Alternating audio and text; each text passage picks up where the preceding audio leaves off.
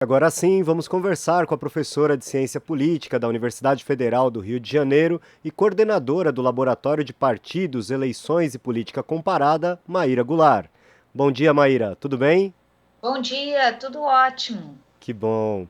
Maíra, pesquisa Exame Ideia, divulgada na sexta-feira, mostra que o ex-presidente Lula segue na liderança para as eleições de 2022, com 35% das intenções de votos.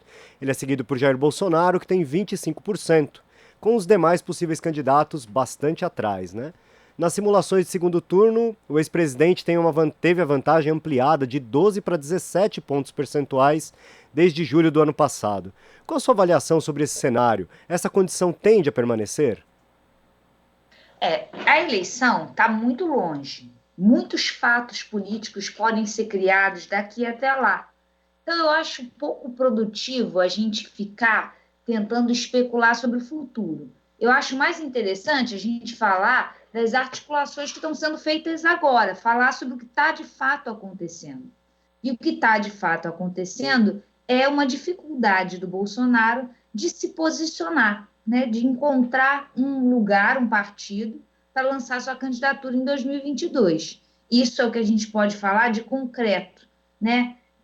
E também, outra coisa muito concreta, é a dificuldade do campo da direita tradicional, da direita, não vou nem dizer direita não bolsonarista, porque isso que é um dos problemas nessa definição, né? Mas é esse campo da direita em lançar um outro candidato com viabilidade eleitoral. Então é sobre isso que a gente pode conversar, sobre o que vai acontecer em 2022. Falta muito, tem muitos fatos políticos que podem surgir e determinar o acontecimento, o desenrolar dessa campanha.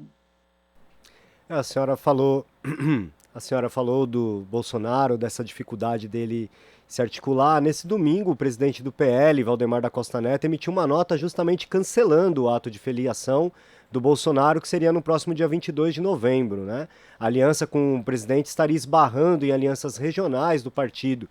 E mais uma vez vemos uma dificuldade aí do Bolsonaro ou ingressar ou criar uma sigla, né, para concorrer nas eleições de 2022. A que a senhora atribui essa situação? Os partidos estão fazendo as contas dessa aliança com o Bolsonaro? Sim, primeiramente, uma coisa que eu acho que a gente tem que levar em conta é que o Bolsonaro não é um político com um perfil articulador, né? Um perfil de capaz de articular apoios intra-elites políticas. E nisso é interessante, antes da gente voltar para o Bolsonaro, é um perfil muito parecido, sabe com quem? Com Ciro Gomes, que é alguém capaz de garantir um secto na relação com o eleitorado, ou seja, ele tem uma capacidade comunicativa, uma mensagem, uma simbologia que atrai um determinado público. Porém, dentro do âmbito político, a articulação com outras elites políticas, né, para conseguir palanque, para conseguir apoio, ele é inábil. A mesma coisa o Bolsonaro, eles têm perfis até bem parecidos, só que de espectros ideológicos distintos, né, que é um perfil que atrai muito homem, de classe média, que se entende de classe média, mesmo que às vezes não seja, que se entende como escolarizado ou tem a capacidade de entender as coisas para além do que a mídia diz e tal. Tem muito esse discurso, às vezes meio antissistêmico, que permeia os dois. Só que eles dois têm dificuldade de avançar nessas articulações intra-elites. No caso do Bolsonaro, esse tema agora em particular, sobre a aliança dele com o PL, ele esbarra no mesmo problema que ele esbarraria em outros partidos. Por exemplo, na própria aliança com o PP, uma possível aliança com a União Brasil, o PL é a mesma coisa, que são partidos. E nesse rol, né, eu incluo, é claro que não vai virar a legenda do Bolsonaro, eu incluo até o PSD. Né? São partidos que eles têm como objetivo maximizar postos de comando, sejam cargos, sejam mandatos. É o objetivo desse partido. Por isso, para partidos dessa natureza, é racional, é a melhor opção liberar as executivas estaduais, os diretórios estaduais, para fazerem alianças que em cada contexto parecem mais vantajosas, que em cada contexto implicam em acordos com aqueles que, nessa localidade, têm maior viabilidade eleitoral, independente da variável ideológica. Então, são partidos em que a ideologia fica aquém dos interesses de manutenção dos seus cargos. Por isso, para esses partidos, um projeto nacional, uma candidatura nacional é menos interessante do que essa maximização dos cargos e das possibilidades de renovação dos seus mandatos. O PL, a que o Bolsonaro pretende se aliar nesse momento, é um partido totalmente alinhado com o fisiologismo do Centrão, coleciona escândalos de corrupção, né? Inclusive, o presidente do partido, Valdemar da Costa Neto, foi condenado pelo STF em 2012 por corrupção passiva e lavagem de dinheiro. Essa aliança ela pode ter custos políticos ao Bolsonaro por confrontar justamente com seu discurso de nova política e anticorrupção, ou esse discurso já foi superado? Eu acho que ele só vai perder um único chavão, que é falar que o Lula é preso, né? Lula prisioneiro, porque o Valdemar também foi preso. Então, assim, ele vai perder só esse chavão. Mas eu acredito que, depois de tudo que nós passamos, né, esses sucessivos escândalos de rachadinha, o tratoraço, todos esses grandes escândalos que conseguiram, né, de maneira geral, desidratar o apoio do Bolsonaro naquelas camadas que são suscetíveis a esse tipo de discurso, que são suscetíveis às informações que a mídia e a imprensa tradicional veicula, isso já aconteceu. Então, assim, quem até hoje vota no Bolsonaro, vota por duas razões.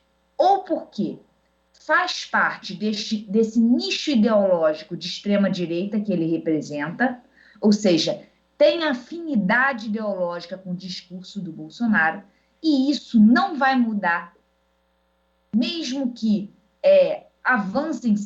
se avance nos escândalos de corrupção, em demonstração de que o Bolsonaro, de fato, ia comprar vacina indiana porque participou de escândalos de corrupção. Esse segmento ele é impermeável a esse tipo de notícia, porque ele acredita que toda a imprensa faz parte de um complô comunista internacional, talvez capitaneado pela ONU, sei lá. É uma coisa tão arbitrária, tão maluca. Maluca não, que eu não gosto de ser falada dessa maneira pejorativa, mas que há uma dissonância cognitiva, né? Há um afastamento daquilo que é compactuado pelo restante da sociedade, naquilo que é o nosso território comum, aquilo que a gente entende por bom senso. Esse bom senso ele não é compartilhado nesses nichos de extrema-direita, né? Esse senso comum que é muito influenciado pela imprensa tradicional, pelos órgãos de pesquisa, pela ciência. A extrema-direita ela cria bolhas de dissonância cognitiva alimentada por notícias de veracidade e validade muito duvidosos, mas que retroalimenta essa população. O resto que vota no Bolsonaro vota por medo do que eles entendem como esquerda, que pode ser uma esquerda econômica distributivista, pode ser uma esquerda em termos societários, que é a favor de minorias. Então, tem esse grupo que vota por medo da esquerda. E isso vai acontecer independente do contexto, ou seja, quando a gente for chegando mais perto da eleição, ou mesmo até no dia da eleição, muitos desses que são envergonhados, que não falam na pesquisa que vão votar no Bolsonaro, estão de alguma maneira descontentes, na ausência de um candidato de direita, vai votar no Bolsonaro. Então, assim, o bolsonarismo tem essa dificuldade. E retomando a sua pergunta sobre o Valdemar da Costa Neto, eu acho que esse problema da corrupção importa pouco para esse segmento bolsonarista muito aguerrido. E ele importa, sim, para essa direita tradicional lavajatista. Só que essa direita tradicional lavajatista, caso haja um outro candidato, como, por exemplo, o Moro, já não vai estar com o Bolsonaro. Então, ele perde pouco em relação a não poder usar o discurso de corrupção, porque esse discurso, para esses segmentos que ainda o apoiam, a menos que não haja um outro capaz de receber esse apoio, ele está garantido. A questão, para mim, maior é que o Bolsonaro quer se posicionar de modo a escolher um partido que não apoie o Lula nos seus diretórios estaduais. E ele não está encontrando nenhum partido que garanta isso a ele. Correto. E na última semana nós tivemos também o lançamento, o lançamento não, né? A filiação do ex-ministro e ex-juiz Sérgio Moro ao Podemos, né? Essa candidatura Moro, potencialmente, ela vai disputar votos com o Bolsonaro, né? Isso torna a disputa à direita um pouco mais difícil, um pouco mais acirrada, com uma melhor possibilidade para a esquerda conseguir se descolar dessa briga narrativa da direita? Certamente. Nós temos um campo em que eu não gosto de usar, eu não acho que eu não gosto, não. Eu acho pouco explicativo o termo terceira via. Não faz sentido pensar em terceira via. Por quê? Né? Porque nós não temos dois campos simétricos ideologicamente. A gente tem um campo da extrema-direita, que é o campo do bolsonarismo. Nós temos um campo de centro, que é o campo do Lula, que está sinalizando ao centro, inclusive convidando o Alckmin para ser um eventual vice. E aí ele quer formar uma frente ampla. Esse é o conceito da candidatura do Lula, né? Uma frente ampla contra o bolsonarismo. E nós temos uma direita que não está contemplada devidamente dentro do bolsonarismo. Né? Eles querem mais poder do que o Bolsonaro está lhes oferecendo. Então, há movimentações nesse campo para lançar uma candidatura. A questão é, qual é a identidade ideológica desse campo? E em que ela difere do Bolsonaro? Uma vez que o Bolsonaro, em termos econômicos, ele faz todas as sinalizações pró-mercado. Ele garante, ele discursivamente e efetivamente tem garantido uma agenda pró-mercado. É claro que há essas pequenas dissonâncias em relação à PEC dos precatórios, mas isso tudo é muito pouco. Na mesma semana, o Bolsonaro apresentou aquela medida para flexibilizar ainda mais as leis trabalhistas, para manter subsídio a empresas de grande porte.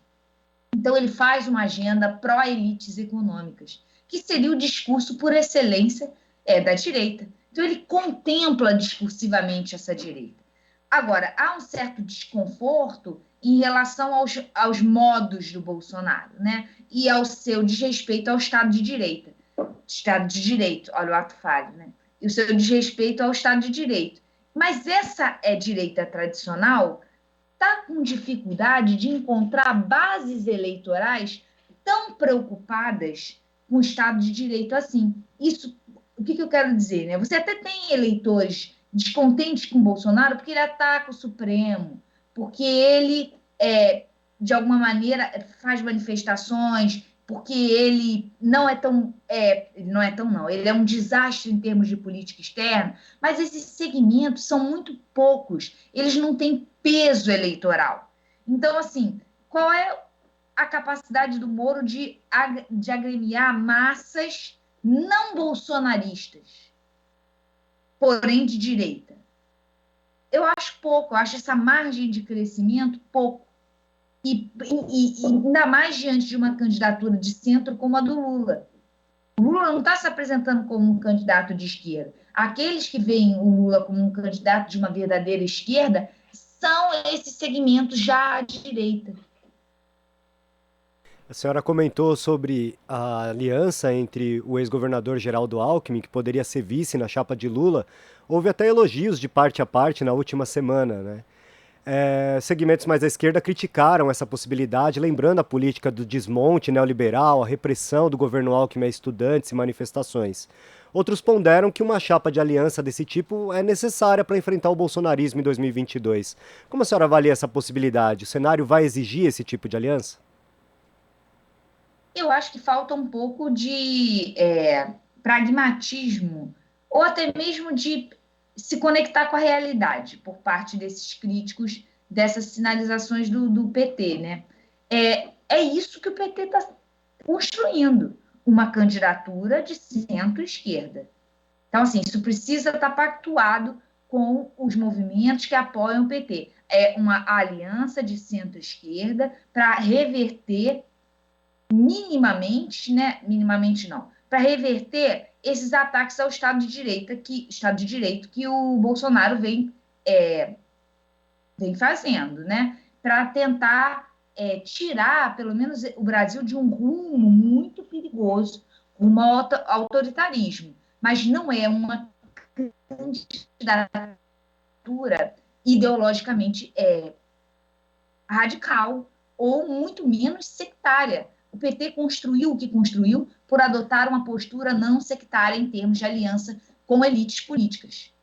Cabe aos movimentos de esquerda entender que, uma vez ganhando, aquilo ali vai ser um espaço de disputa, em que a gente vai poder disputar. Hoje em dia não tem nem disputa. Não há interlocução com o governo Bolsonaro. O que a gente vai ganhar é uma interlocução, não um governo amplamente identificado com os segmentos de esquerda, porque não há viabilidade eleitoral para isso. Maíra, o ex-presidente Lula está em viagem à Europa, sendo recebido por lideranças políticas na Alemanha, na Bélgica, na Espanha e na França. Enquanto isso, Bolsonaro mal tem conseguido realizar reuniões e encontros multilaterais. Qual a importância dessas relações internacionais e o que podemos concluir dessa diferença entre os dois? É muito importante, né?